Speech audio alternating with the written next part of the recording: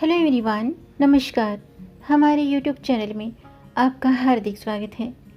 दोस्तों, 30 जून गुरुवार से आषाढ़ मास के गुप्त नवरात्रि शुरू हो चुके हैं और ये 8 जुलाई को समाप्त होंगे। इस वर्ष गुरुवार को गुरु के नक्षत्र में गुप्त नवरात्रि शुरू हो चुकी है, जो कि शुभ संकेत है। यदि अविवाहित लोग इस नवरात्र में साधना करते हैं तो उनके विवाह की मनोकामना शीघ्र ही पूर्ण होगी। इस नवरात्रि में मंगल कार्य के अधिक योग बन रहे हैं। देश भर में जहाँ जहाँ भी शक्तिपीठ है, उस शहर में व्यापार व्यवसाय तेजी से प्रगति करेंगे। सरकार की कई योजनाएं ऐसे शहरों पर लागू होने के योग हैं। आज की वीडियो में हम जानेंगे कि गुप्त नवरात्रि में 9 दिन माँ की गुप्त आराधना करते हुए माँ को किन चीज़ों का भोग लगाना है। साथ में जानेंगे कि इन गुप्त नवरात्रों में कौन सी चीज़ खरीदना शुभ होगा, कौन सी चीज़ खरीदें और कौन सी चीज़ नहीं खरीदें। तो वीडियो शुरू करने से पहले दोस्तों, आपसे एक खास बात। अगर आप इस चैनल पर नए आए हैं और पहली बार आए हैं तो इस चैनल को सब्सक्राइब कर दीजिए और बेल आइकन बटन प्रेस कर दीजिए, ताकि आने वाली वीडियो देख सकेंगे आप सबसे पहले। और जिन्होंने ये चैनल सब्सक्राइब कर दिया है, यानी कि अपना प्यार इस चैनल को दिया है, उनका दिल से आभार, बहुत बहुत धन्यवाद। दोस्तों, इसी तरह इस चैनल के साथ जुड़े रहिएगा और अपना प्यार हमें देते रहिएगा और वीडियो को अंत तक ज़रूर देखिएगा, ताकि कोई भी जानकारी छूट न जाए। क्योंकि दोस्तों, आधी-अधूरी जानकारी से पूरा लाभ नहीं मिलता है, इसलिए हमारे साथ अंत तक बने रहिएगा। तो आइए शुरू करते हैं। दोस्तों, 30 जून गुरुवार से आषाढ़ माह के गुप्त नवरात्रि शुरू हो चुके हैं। ये नवरात्रि साधना और सिद्धि के लिए रहते हैं। इन नवरात्रि में कड़े नियमों का पालन करना होता है।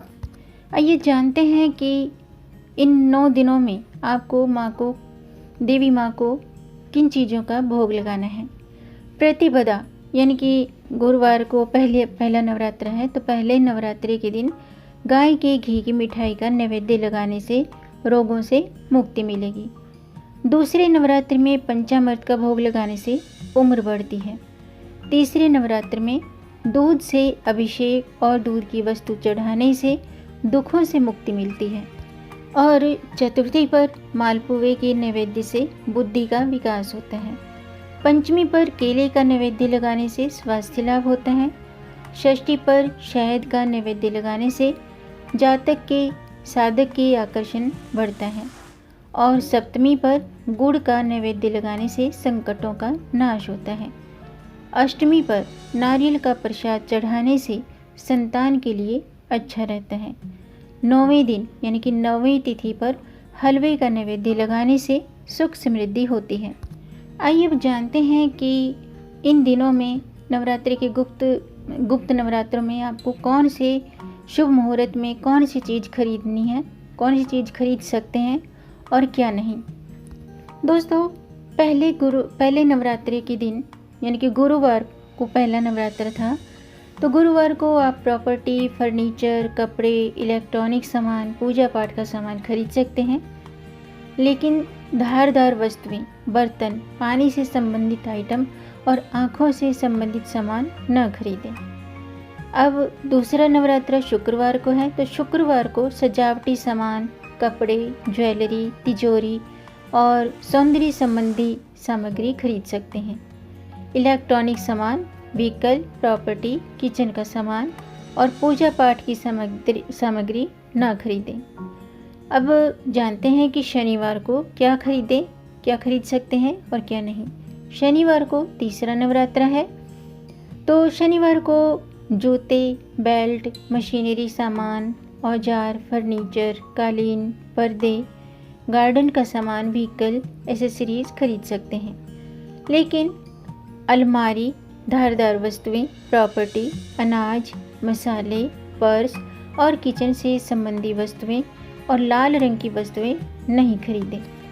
रविवार को चौथा नवरात्र है, तो रविवार को आप गेहूं, पर्स, दवाइयाँ, कैंची, लाल रंग की चीज़ खरीद सकते हैं। और लोहे की वस्तुएं, वाहन, घर बनाने का सामान, गार्डन का सामान, फर्नीचर न खरीदें। सोमवार को दूध की मिठाइयाँ, चावल, बर्तन, दवाइयाँ, चांदी की वस्तुएं खरीद सकते हैं। 4 व्हीलर, मोबाइल, कॉपी किताबें, अनाज, खेल का सामान, लोहे की वस्तु न खरीदें। मंगलवार को लाल रंग की चीज़ खरीद सकते हैं। लाल रंग की चीज़ें भूमि, भवन, फ्लैट, किचन का सामान, शस्त्र आदि खरीद सकते हैं। लेकिन सजावटी सामान, जूते, बेल्ट, पर्स, तिजोरी, लोहे का सामान, फर्नीचर और मोबाइल न खरीदें। बुधवार को कॉपी किताबें, स्टेशनरी का सामान, खेल का सामान, सजावटी सामान खरीद सकते हैं। लेकिन ज्वलनशील वस्तुएं, बर्तन, चावल, दवाइयाँ, पक्षी, मछली घर न खरीदें। दोस्तों, गुप्त नवरात्रि में विशेष रूप से 10 महाविद्याओं के लिए साधना की जाती है, जिनके नाम माँ काली, तारा देवी, षोडशी, भुवनेश्वरी, भैरवी, छिन्नमस्ता, धूमावती, बगलामुखी, मातंगी और कमला देवी। इस नवरात्रि का खास महत्व ये है कि इन 9 दिनों तक देवी की आराधना गुप्त रूप से की जाती है और तंत्र मंत्र की साधना द्वारा देवी को प्रसन्न किया जाता है। इन गुप्त नवरात्रि में माँ दुर्गा की प्रसन्नता के लिए उन्हें आप उपाय के तौर पे 7 इलायची और मिश्री का भोग लगाएं। माना जाता है कि इन 9 दिनों अपने घर में सोना या चांदी कोई भी शुभ वस्तु लेकर देवी दुर्गा के चरणों में रखकर इसकी पूजा करनी चाहिए। इन वस्तुओं में आप अपने सामर्थ्य के अनुसार चांदी या किसी खास धातु के स्वास्तिक, दिया, गरुड़ घंटी, चांदी के पात्र, कटोरी, कमल, श्रीयंत्र, मुकुट और ओम, श्री, हाथी, कलश, त्रिशूल ये चीज़ें खरीद सकते हैं। और नवरात्रि समाप्त होने के बाद आखिरी दिन पूजन में रखी हुई इन सामग्री को गुलाबी रंग के कपड़े में बांधकर तिजोरी में रखने से आश्चर्यजनक रूप से धन में वृद्धि होने लगती है। इसके साथ साथ आप इन दिनों मखाने और सिक्के मिलाकर देवी को अर्पित करें और उसे गरीबों में बांट दें। नवरात्रि के अंतिम दिन छोटी कन्याओं को पर्स में आप कुछ रुपए, सिक्के रखकर दक्षिणा दें। इसमें अधिक से अधिक लाल रंग की सामग्री भेंट करना शुभ होता है। इस प्रकार गुप्त नवरात्रि में पूजन करने से सुख समृद्धि बढ़ने के साथ साथ ऋण मुक्ति यानी कि कर्ज से मुक्ति भी मिलती है। माना जाता है कि गुप्त नवरात्रि में विशेष पूजा से कई प्रकार के दुखों से मुक्ति मिलती है।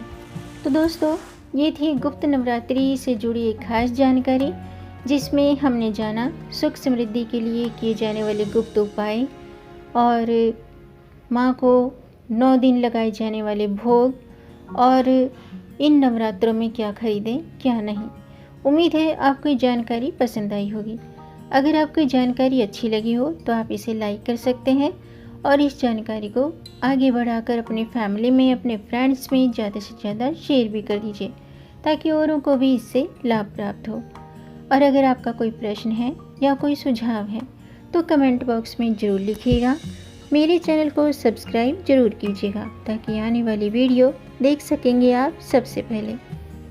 और वीडियो को अंत तक देखने के लिए आपका बहुत बहुत धन्यवाद। मिलेंगे नई जानकारी के साथ, तब तक आप खुश रहें, स्वस्थ रहें, अपना ख्याल रखें और अपनों का भी ख्याल रखिएगा। जय माता दी, जय श्री हरि, हर हर महादेव।